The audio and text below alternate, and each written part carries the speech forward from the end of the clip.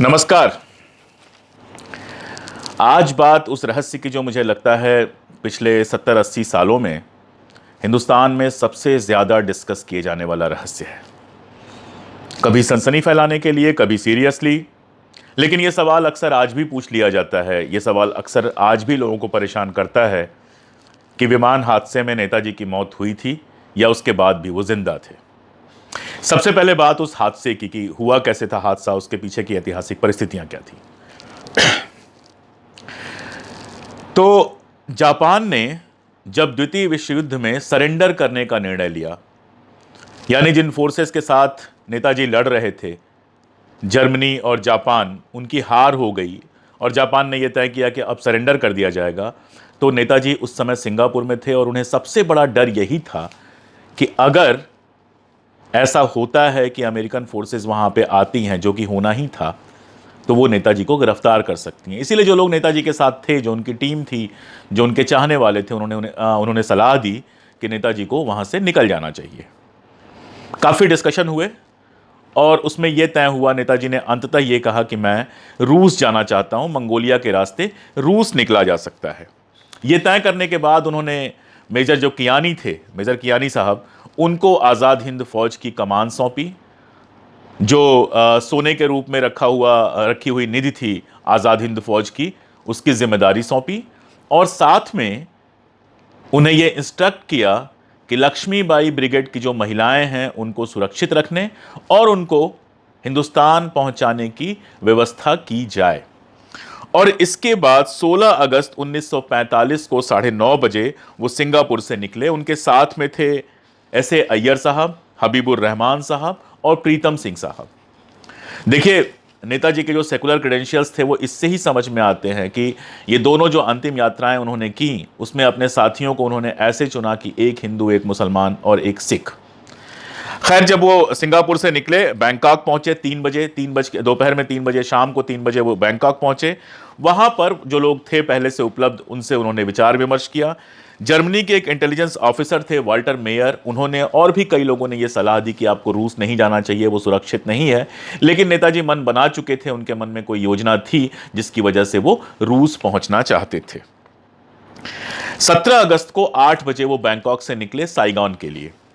Saigon उनको इसलिए जाना था क्योंकि साइगॉन से जापान का एक विमान जो है वो शेइगेई साहब, जनरल शेइगेई के नेतृत्व में मंगोलिया जा रहा था। उनका प्लान था कि उस जहाज से वो मंगोलिया तक जाएंगे और उसके बाद उसी रास्ते से रूस निकल जाएंगे।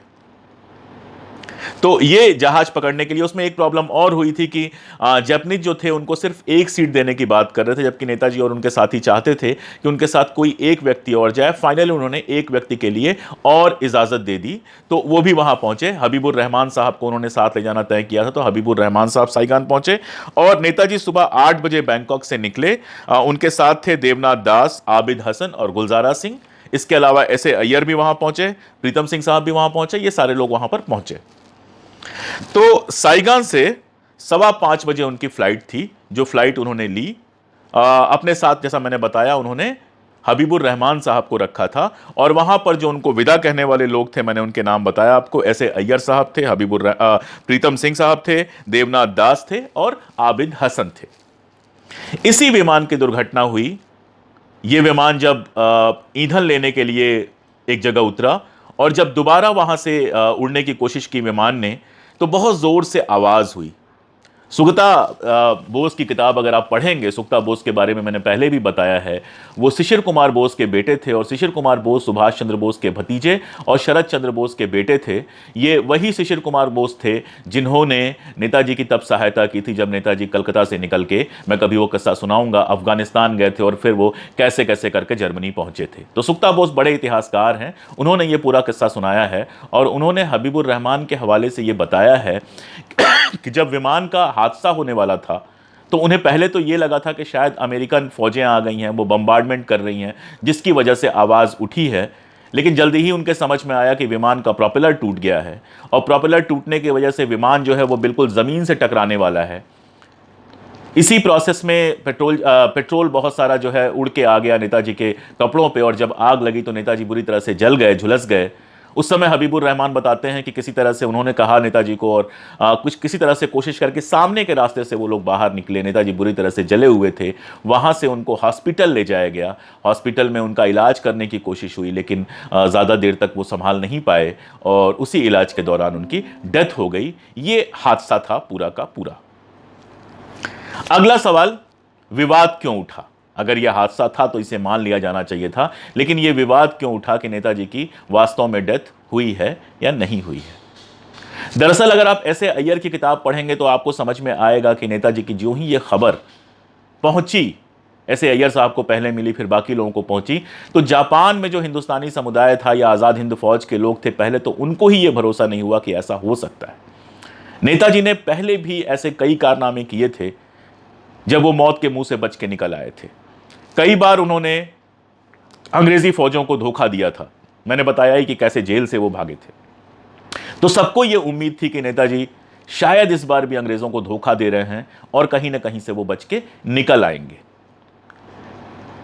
लेकिन वहां जो जांच पड़ताल हुई, वहां जो पता किया इन लोगों ने, मेजर हबीबुर रहमान तो वहां थे ही बताने के लिए, बाकी लोगों ने भी, जो उनके डॉक्टर थे, मैं आगे नाम लूंगा उन सारे लोगों का, उन लोगों ने भी यह कंफर्म किया कि नेताजी की डेथ हो चुकी है। इसके बावजूद जब हिंदुस्तान खबर पहुंची तो बाकियों को छोड़िए, महात्मा गांधी भी यह मानने को तैयार नहीं थे कि सुभाष बाबू की डेथ हो सकती है। उनको भी शुरू में यही लगा कि शायद नेताजी ने फिर से एक बार सबको धोखा दिया है, अंग्रेजों को धोखा दिया है और जल्दी ही वो हमारे सामने होंगे।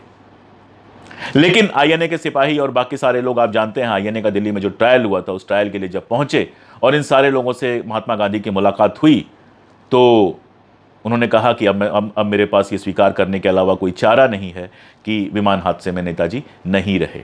उनके भाई शरद चंद्र बोस उस समय जेल में थे, शिशिर बाबू जेल में थे। इन सारे लोगों को भी यही लगा कि शायद नेताजी जीवित हैं। तो नेताजी की जो पर्सनालिटी थी वो इतनी विराट थी, उनकी वीरता इतनी अदम्य थी कि सबको लगता था कि शायद उन्होंने अंग्रेजों को फिर से धोखा दिया है। लेकिन मैं आपको बताऊं, अंग्रेजों को भी ऐसा लगता था कि शायद वो धोखा दे रहे हैं, क्योंकि अंग्रेज उनसे अच्छी तरह से परिचित थे, उनके शौर्य, उनकी बहादुरी से परिचित थे। इसीलिए उनकी मौत के तुरंत बाद दो इंटेलिजेंस ऑफिसर्स को वहां भेजा गया ये जांच करने के लिए कि वास्तव में नेताजी की मौत हुई है कि नहीं। उन लोगों ने जांच की, जो उस हादसे के सर्वाइवर थे उनसे बात की। उसके अलावा वहां पर तमाम सारे लोगों से जानकारियां ली, पेपर्स देखे और उन पेपर्स से यह मालूम चला कि नेताजी की वाकई डेथ हो चुकी थी, वो विमान हादसा हुआ था। इसके बाद भी वो संतुष्ट नहीं हुए। माउंटबेटन ने 1946 में अपने हेडक्वार्टर से कुछ लोगों को भेजा इंक्वायरी करने के लिए। उन लोगों ने इंक्वायरी की। उसी इंक्वायरी में उनको 20 अगस्त का एक पत्र मिला, एक जापानीज जो आपस में करेस्पॉन्डेंस था, गवर्नमेंट करेस्पॉन्डेंस था, उसमें उनको ये पढ़ने को मिला कि वाकई विमान हादसा हुआ था। इसके अलावा भी वहां पर उन्होंने लोकल जांच की और फाइनली इस निष्कर्ष पे पहुंचे कि नेताजी की वाकई डेथ हो चुकी है। आज़ादी के बाद भी ये सवाल उठता रहा और आज़ादी के बाद जब ये सवाल उठता रहा लगातार, तो जवाहरलाल नेहरू ने 3 सदस्यों की एक कमेटी बनाई और उस कमेटी को जांच की जिम्मेदारी दी।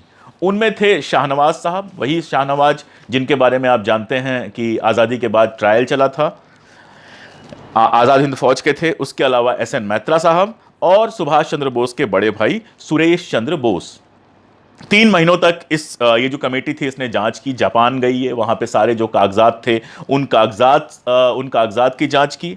जो डॉक्टर योशिनी थे जिन्होंने आखिरी बार इलाज किया था नेताजी का, उनसे बातचीत की।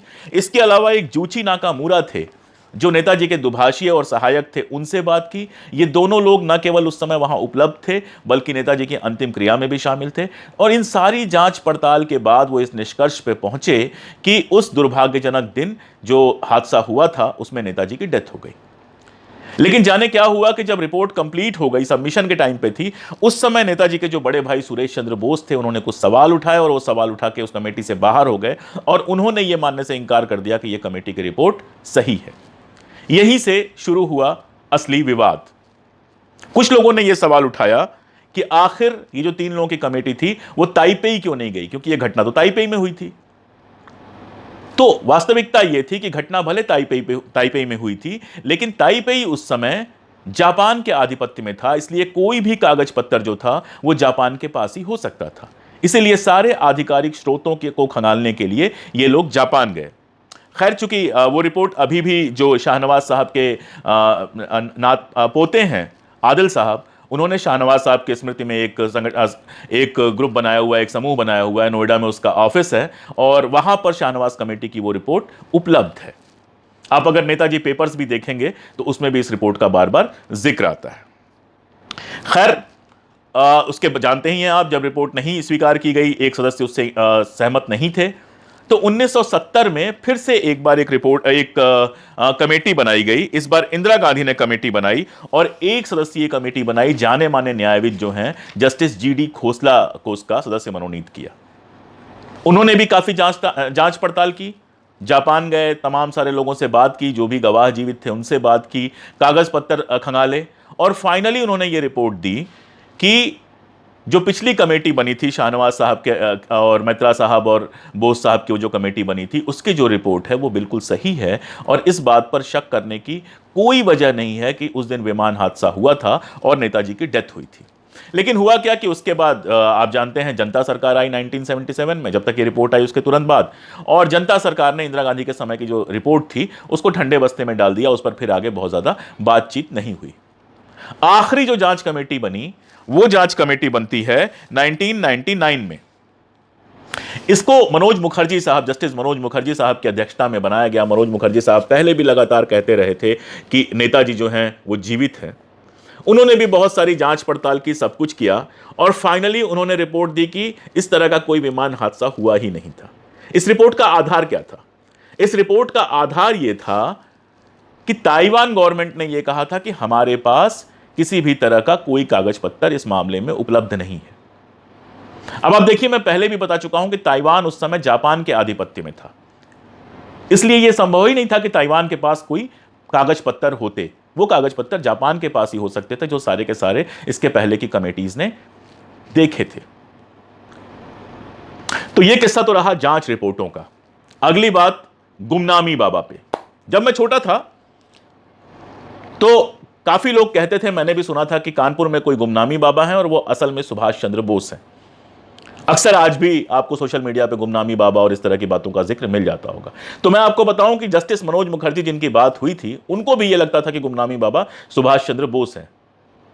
सुगता बोस ने अपनी किताब में जिक्र किया है कि मनोज मुखर्जी साहब ने बोस परिवार से ब्लड सैंपल लिया और डीएनए जांच करवाई गुमनामी बाबा के साथ। इस डीएनए जांच में गुमनामी बाबा का जो सैंपल था वो सैंपल मैच नहीं हुआ सुभाष बोस के परिवार से। यानी यह बात तो बिल्कुल साफ है कि गुमनामी बाबा और सुभाष बोस में कोई रिश्ता नहीं है। गुमनामी बाबा सुभाष बोस नहीं थे। असल में यह सारा कुछ होता क्या है और होता क्यों है? शुरुआत में जैसे मैंने बताया कि लोगों की जेन्युइन उत्कंठा थी। लोग सुभाष बाबू के शौर्य से इतना परिचित थे और इतना प्रभावित थे कि सबको लगता था कि सुभाष बाबू ने शायद एक बार अंग्रेजों को फिर से धोखा दिया है। लेकिन बाद के दौर में इन सब का उपयोग सनसनी फैलाने के लिए किया जाने लगा। इन सब का उपयोग जवाहरलाल नेहरू, महात्मा गांधी और इस तरह के नेताओं को बदनाम करने में किया जाने लगा। आप जानते हैं पिछले चुनाव के पहले बहुत शोर मचा था कि सुभाष बाबू से जुड़े हुए जो पेपर्स हैं वो सारे के सारे पेपर्स डीक्लासिफाई किए जाएंगे, जनता के लिए ओपन किए जाएंगे और लोगों को लगता था ये राज खुल जाएगा, वो राज खुल जाएगा, ऐसा हो जाएगा, वैसा हो जाएगा। लेकिन फाइनली हुआ क्या? जब वो सारे पेपर्स निकल के आए तो उन पेपर्स में ऐसा कुछ भी नहीं था। वो पेपर्स ऑनलाइन उपलब्ध हैं, आप देख सकते हैं। तो चुनावी फायदे के लिए, सनसनी फैलाने के लिए ये सारा जो कुछ किया गया था उसका कोई अर्थ नहीं निकला। ये सारे जो कागजात हैं जिनसे आप गुजरेंगे, जिनका मैंने जिक्र किया, जिन किताबों का मैंने जिक्र किया, या जो किताबें आप तस्वीर में देख पा रहे होंगे इसके पहले, उन सब से गुजरते हुए एक बात बहुत स्पष्ट तौर पे नजर आती है कि नेताजी ने रूस जाने का जो फैसला लिया था, उसके चलते वो जिस विमान में चढ़े थे, वो जो जापानीज विमान था उसमें हादसा हुआ और उस हादसे के चलते नेताजी की दुर्भाग्यपूर्ण तरीके से डेथ हो गई। आखिरी बात, आप लोग एमिली शेंकल और उनकी बेटी अनीता बोस के बारे में जानते होंगे। नेताजी की पत्नी और उनके बिटिया। इन लोगों ने कभी यह सवाल नहीं उठाया कि नेताजी की डेथ उस हादसे में हुई थी या नहीं हुई थी। यही नहीं सोच के देखिए, अगर नेताजी जीवित होते तो क्या वो अपनी पत्नी और बच्चे से एक बार भी मिलने की कोशिश नहीं करते? इसी के साथ जिस जनरल शेदेई के नेतृत्व में वो जहाज उड़ा था, उस एक्सीडेंट में जनरल शेदेई की भी डेथ हो गई थी उनके परिवार ने भी कभी सवाल नहीं उठाया। इसलिए दोस्तों, ये कोई रहस्य अब रह नहीं गया है। सारी जांच रिपोर्टों, सारे कागजातों और सारी चीज़ों के बाद ये बिल्कुल स्पष्ट है कि नेताजी की डेथ उस विमान हादसे में हुई थी। रहा सवाल नेहरू से उनके विरोधों का, रहा सवाल कांग्रेस छोड़ने के कारणों का, अगले वीडियोस में मैं इस पर ज़रूर बात करूंगा। आप चैनल को सब्सक्राइब कर लें और इंतज़ार करें। मैं जल्दी ही कांग्रेस, नेहरू और इस तरह की तमाम बातें जो सुभाष बोस को लेकर की जाती हैं, उन पर एक ईमानदार नज़रिया किताबों के थ्रू, तथ्यों के थ्रू देने की कोशिश करूंगा। बहुत बहुत शुक्रिया, जुड़े रहिए।